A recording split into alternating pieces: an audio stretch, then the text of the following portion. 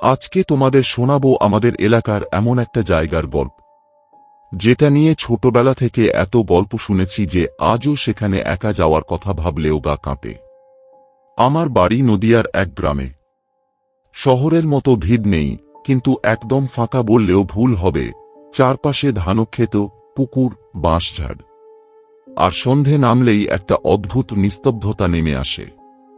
দিনের বেলা এই গ্রামটা খুব সাধারণ। লোকজন কাজ করছে, বাচ্চারা খেলছে, চায়ের দোকানে আড্ডা চলছে। কিন্তু রাত নামলেই যেন অন্য একটা জগৎ। আর সেই জগতের মাঝেই আছে একটা জায়গা, যেটাকে সবাই এক নামে চেনে, অভিশপ্ত জমি। কেউ ওই নামটা মুখে আনতে চায় না। বড়রা তো দূরের কথা, আমাদের মতো ছেলেপুলেদেরও ওই জায়গার কাছে যেতে বারণ করা হয়। কেন? কারণ গ্রামের লোকজনের দাবি, ওই জমিতে নাকি কিছু আছে। প্রথমবার এই জায়গার কথা শুনেছিলাম আমার ঠাকুমার কাছে। সেদিন রাতে লোডশেডিং হয়েছিল। চারদিকে অন্ধকার, শুধু কেরোসিনের আলো। আমি আর ঠাকুমা বারান্দায় বসেছিলাম। হঠাৎ দূরে একটা কুকুর অদ্ভুতভাবে চিৎকার করতে শুরু করল। আমি জিজ্ঞেস করলাম, ঠাকুমা, ও কুকুরটা এভাবে ডাকছে কেন? ঠাকুমা কিছুক্ষণ চুপ করে থেকে বললেন, ওই জমিটার দিকেই তাকিয়ে ডাকছে। অভিশপ্ত জমি। আমি একটু অবাক হয়ে বললাম, ওখানে কি আছে?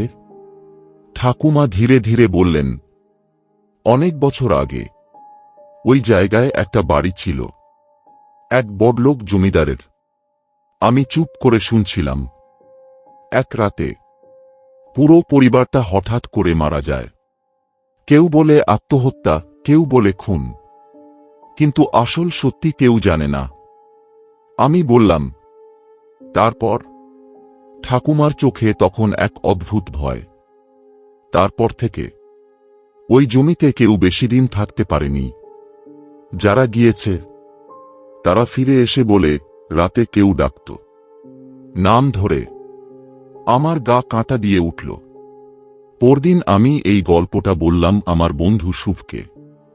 শুভ সবসময় একটু ডেয়ারিং টাইপ। সে হেসে বলল, এইসব ভৌতিক গল্পে তুই বিশ্বাস করিস? আমি বললাম, না, কিন্তু গ্রামের সবাই তো একই কথা বলে। শুভ বলল, তাহলে প্রমাণ কর। আজ রাতে চল ওখানে যাই। আমি একটু থমকে গেলাম। মনে মনে ভয় লাগছিল, কিন্তু বাইরে দেখালাম না। বললাম, ঠিক আছে, যাই। সেই রাতটাই ছিল আমাদের জীবনের সবচেয়ে ভুল সিদ্ধান্ত। রাত প্রায় 9টা। আমরা দুজন বেরোলাম, হাতে টর্চ, মোবাইল আর একটা ছোট ক্যামেরা, ভিডিও করার জন্য। আমাদের প্ল্যান ছিল পুরো ব্যাপারটা রেকর্ড করব। গ্রামের রাস্তা তখন ফাঁকা। দূরে দূরে কয়েকটা বাড়িতে আলো জ্বলছে। মাঝে মাঝে কুকুরের ডাক আর ঝিঁঝিঁ পোকার শব্দ। যত আমরা এগোচ্ছি তত একটা অদ্ভুত অস্বস্তি বাড়ছে। শুভ বলল, দেখ, তুই যদি ভয় পাস এখনই ফিরে যাই। আমি বললাম, না, এসেছি যখন, দেখি শেষ পর্যন্ত। কিছুক্ষণ পর আমরা পৌঁছে গেলাম সেই জায়গায়। দূর থেকেই বোঝা যাচ্ছিল এই জায়গাটা আলাদা। চারপাশে সবুজ, কিন্তু ওই জমির ভেতরটা একদম শুকনো, ফ্যাকাশে। মাঝখানে একটা বট গাছ, পুরো শুকনো, পাতাহীন। ডালগুলোতে ঝুলছে লাল কাপড়ের টুকরো, যেন কেউ কিছু বেঁধে রেখেছে। সামনে একটা পুরনো সাইনবোর্ড, অভিশপ্ত জমি, এখানে রাতে কেউ যায় না। বোর্ডটার অক্ষরগুলো প্রায় মুছে গেছে, কিন্তু তবুও পড়া যায়। আমি ক্যামেরা অন করলাম। আজ আমরা এসেছি আমাদের গ্রামের সবচেয়ে ভৌতিক জায়গায়। বলতে বলতেই হঠাৎ একটা ঠান্ডা হাওয়া বয়ে গেল। আমি থেমে গেলাম।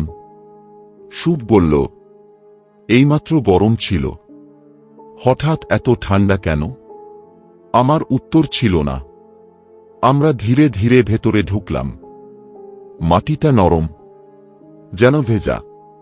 কিন্তু আশ্চর্য, কোথাও পানি নেই। হঠাৎ আমার পায়ে কিছু একটা ঠেকল।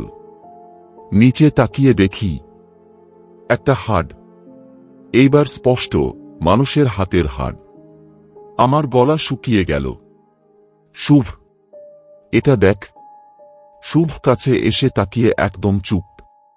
তারপর আস্তে বলল, চল, এখনই বেরিয়ে যাই। আমি মাথা নাড়তে যাচ্ছিলাম। ঠিক তখনই পিছন থেকে একটা গলা, কোথায় যাচ্ছ? আমরা দুজনেই জমে গেলাম। ধীরে ধীরে পিছনে তাকালাম। কেউ নেই, কিন্তু গলাটা একদম আমাদের পেছন থেকেই এসেছিল। হাওয়া থেমে গেল। পুরো এলাকা নিস্তব্ধ।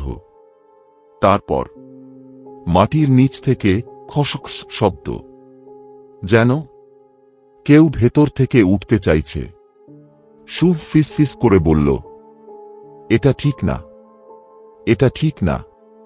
আমি কিছু বলার আগেই মাটির একটা অংশ ফুলে উঠল, আর সেখান থেকে ধীরে ধীরে বেরিয়ে এল একটা হাত। মাটির ভেতর থেকে কালো, শুকনো, আঙুলগুলো বাঁকা। আর সেই হাতটা ধীরে ধীরে নড়তে লাগল, যেন আমাদের দিকে এগোচ্ছে। আমরা একদম স্থির, শ্বাস বন্ধ হয়ে আসছে। ঠিক তখনই আরও একটা হাত, আরেকটা, মাটির বিভিন্ন জায়গা থেকে বেরোতে শুরু করল। আমরা যেখানে দাঁড়িয়েছিলাম সেই জমিটা যেন হঠাৎ জীবন্ত হয়ে উঠল। একটা হাত, দুটো হাত, তারপর একসাথে অনেকগুলো। মাটির ভেতর থেকে বেরোচ্ছে, কালো, শুকনো, যেন বহুদিন আগের মৃত মানুষের হাত। শুভ কাঁপতে কাঁপতে বলল, এগুলো সত্যি নাকি? আমি কিছু বলতে পারছিলাম না, গলা শুকিয়ে কাঠ। হঠাৎ একটা হাত আমার পায়ের কাছে এসে থামল। তারপর ধীরে ধীরে আমার জুতোর ওপর চেপে ধরল। আমি চিৎকার করে পা সরালাম। দৌড়! আমি চেঁচিয়ে উঠলাম। আমরা দুজনেই দৌড়াতে শুরু করলাম। কিন্তু দৌড়াতে গিয়ে বুঝলাম কিছু একটা ভুল হচ্ছে। আমরা যত দৌড়াচ্ছি জমিটার শেষই আসছে না। চারপাশে একই দৃশ্য, শুকনো মাটি, সেই গাছ, সেই লাল কাপড়। আমরা ঘুরে ঘুরে একই জায়গায় আসছি। শুভ চিৎকার করল। ঠিক তখনই গাছটার দিক থেকে একটা শব্দ এলো, খিলখিল, খিলখিল। কেউ হাসছে। একটা না, অনেকগুলো গলা একসাথে। আমরা ধীরে ধীরে গাছটার দিকে তাকালাম। গাছের ডালগুলো নড়ছে, কিন্তু হাওয়া নেই। আর ডাল থেকে ঝুলছে যে লাল কাপড়গুলো, সেগুলো হঠাৎ করে লম্বা হতে শুরু করল। না, কাপড় না, ওগুলো জিভ, লাল, লম্বা, নড়ছে। আমার বুক ধড়ফড় করতে লাগল। শুভ বলল, ওগুলো কাপড় না। ঠিক তখনই গাছের গুঁড়ির সামনে একটা অবয়ব তৈরি হতে লাগল। মাটির ধুলো, কুয়াশা, সব মিলিয়ে ধীরে ধীরে একটা মানুষের আকৃতি। একজন বৃদ্ধ, চোখ দুটো ফাঁকা, গায়ে ছেঁড়া ধুতি, মুখে অদ্ভুত হাসি। সে আমাদের দিকে তাকিয়ে বলল, অনেক দিন পর নতুন কেউ এলো। আমার শরীর জমে গেল। শুভ বলল, আপনি কে? বৃদ্ধটা একটু হেসে বলল, এই জমির মালিক ছিলাম। আমরা কিছু বলতে পারছিলাম না। সে ধীরে ধীরে আমাদের দিকে এগিয়ে এলো। তার পা মাটিতে ছুঁচ্ছে না, ভাসছে। তোমরা জানো এখানে কি হয়েছিল? সে জিজ্ঞেস করল। আমি মাথা নাড়লাম, না। সে বলল, লোভ, বিশ্বাসঘাতকতা আর রক্ত। হঠাৎ চারপাশে দৃশ্য বদলে যেতে লাগল। আমরা যেন অন্য এক সময়ে চলে গেলাম। আমরা দেখলাম একটা বড় বাড়ি দাঁড়িয়ে আছে এই জমিতে। চারদিকে আলো, লোকজন, কিন্তু পরিবেশে অদ্ভুত উত্তেজনা। একজন লোক, সম্ভবত সেই জমিদার, চিৎকার করছে, ওদের ছেড়ে দিও না। তার সামনে কয়েকজন মানুষ বাঁধা। একজন মহিলা কাঁদছে, একটা বাচ্চা তার পাশে। তারপর একটা আগুন, চিৎকার, সবকিছু জ্বলছে। আমি চোখ বন্ধ করে ফেললাম। হঠাৎ সব আবার আগের মতো হয়ে গেল। আমরা আবার সেই জমিতে দাঁড়িয়ে। বৃদ্ধটা বলল, ওরা সবাই এখানেই আছে। তার আঙুল মাটির দিকে। তোমরা যাদের হাত দেখেছ, ওরা মুক্তি চায়। শুভ কাঁপা গলায় বলল, আমরা কি করতে পারি? বৃদ্ধটা হেসে বলল, মুক্তি দিতে হলে কাউকে থাকতে হবে। আমার বুক ধড়ফড় করতে লাগল। মানে? আমি বললাম। সে ধীরে ধীরে বলল, তোমাদের মধ্যে একজন। হঠাৎ মাটির হাতগুলো আবার নড়তে শুরু করল। এইবার তারা শুধু উঠছে না, এগিয়ে আসছে আমাদের দিকে। শুভ আমার হাত চেপে ধরল। আমরা বেরোবো কিভাবে? সে বলল। বৃদ্ধটা হাসল। যাওয়ার রাস্তা আছে, কিন্তু সবাই যায় না। ঠিক তখনই দূরে একটা ফাঁকা পথ দেখা গেল। একটা সরু রাস্তা, যেন জমির বাইরে যাচ্ছে। আমি বললাম, চল। আমরা দৌড়াতে শুরু করলাম সেই পথের দিকে। কিন্তু পেছন থেকে হাতগুলো আমাদের পা ধরতে শুরু করল। শুভ হোঁচ খেল। আমাকে টানছে, সে চিৎকার করল। আমি তার হাত ধরলাম, কিন্তু টান এত জোরে, আমি ধরে রাখতে পারছিলাম না। শুভ আমার দিকে তাকিয়ে বলল, তুই পালা। আমি চেঁচিয়ে বললাম, না। ঠিক তখনই একটা হাত আমার পাও চেপে ধরল। আমরা দুজনেই পড়ে গেলাম। আর ধীরে ধীরে মাটির ভেতর টেনে নেওয়া শুরু হল। আমাদের দুজনকে একসাথে মাটির ভেতর টেনে নেওয়া হচ্ছিল। শুভর হাত আমি শক্ত করে ধরে আছি, কিন্তু নিচের টানটা এত জোরে, মনে হচ্ছিল হাতটাই ছিঁড়ে যাবে। মাটি নরম হয়ে গেল, যেন কাদা না, কিছু একটা জীবন্ত জিনিস। আমার হাঁটু, তারপর কোমর, ধীরে ধীরে ডুবে যাচ্ছে। আমি চিৎকার করলাম, কেউ বাঁচাও! কিন্তু চারপাশে শুধু সেই হাসির শব্দ। খিলখিল, খিলখিল। হঠাৎ আমার হাতটা কেউ শক্ত করে ধরে টান দিল। আমি উপরে উঠে এলাম। আমি চোখ খুলে দেখি আমি জমির বাইরে, কিন্তু শুভ নেই। আমি উঠে বসে হাঁপাতে লাগলাম। শুভ! আমি চিৎকার করলাম। কোনো উত্তর নেই, শুধু বাতাস আর সেই শুকনো গাছ। সবকিছু আবার একদম শান্ত, যেন কিছুই হয়নি। আমি পাগলের মতো আবার ভেতরে ঢুকতে গেলাম। ঠিক তখনই আমার কানে খুব আস্তে একটা গলা, ফিরে যা। আমি থেমে গেলাম। গলাটা শুভর।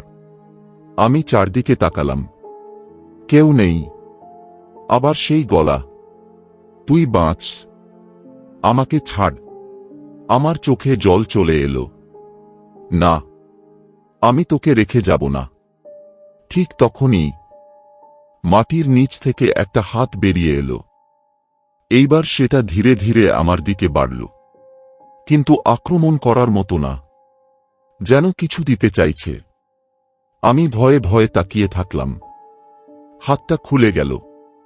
ভেতরে শুভর ঘড়ি।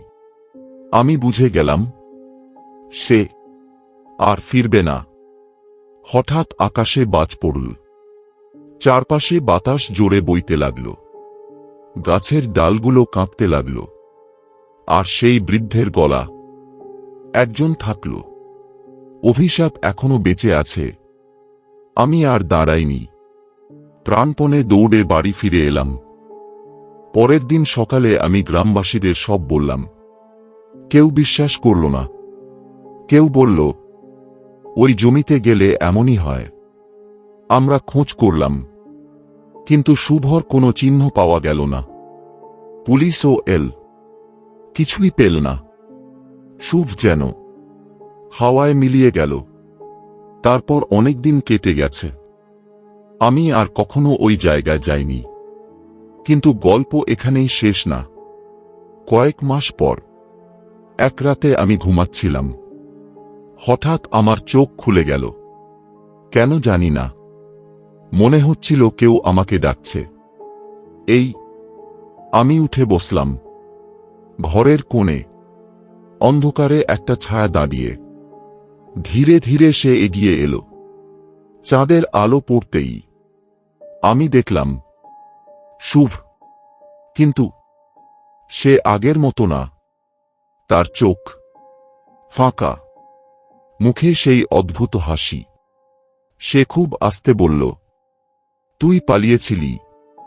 আমার শরীর জমে গেল। সে আরো কাছে এসে বলল, এবার তোর পালা। আমি চিৎকার করে উঠলাম, আর হঠাৎ দেখি আমি একা। ঘরে কেউ নেই, সব স্বাভাবিক, কিন্তু আমার হাতে তখনও শক্ত করে ধরা ছিল শুভর সেই ঘড়ি। তারপর থেকে প্রতিটা রাতে ঠিক একই সময়ে আমার ঘরের বাইরে পায়ের শব্দ হয়, ধীরে ধীরে, আর মাঝে মাঝে একটা গলা ফিসফিস করে, চল আবার যাই। যদি তোমাদের এলাকায় এমন কোনো জায়গা থাকে যেখানে সবাই যেতে বারণ করে, তাহলে সাহস দেখানোর আগে একবার ভাববে, কারণ সব গল্প মিথ্যে না। আর কিছু জায়গা মানুষকে ফিরতে দেয় না। যদি এই গল্পটা তোমাদের ভালো লেগে থাকে, তাহলে একটা লাইক করতেই পারো। আর এমনই আরও ভয়ঙ্কর রহস্যময় গল্প শুনতে চাইলে চ্যানেলটা সাবস্ক্রাইব করে পাশে থাকা বেল আইকনটা অন করে রেখো। কারণ পরের গল্পটা হয়তো আরও অন্ধকার, আরও ভয়ঙ্কর হতে চলেছে।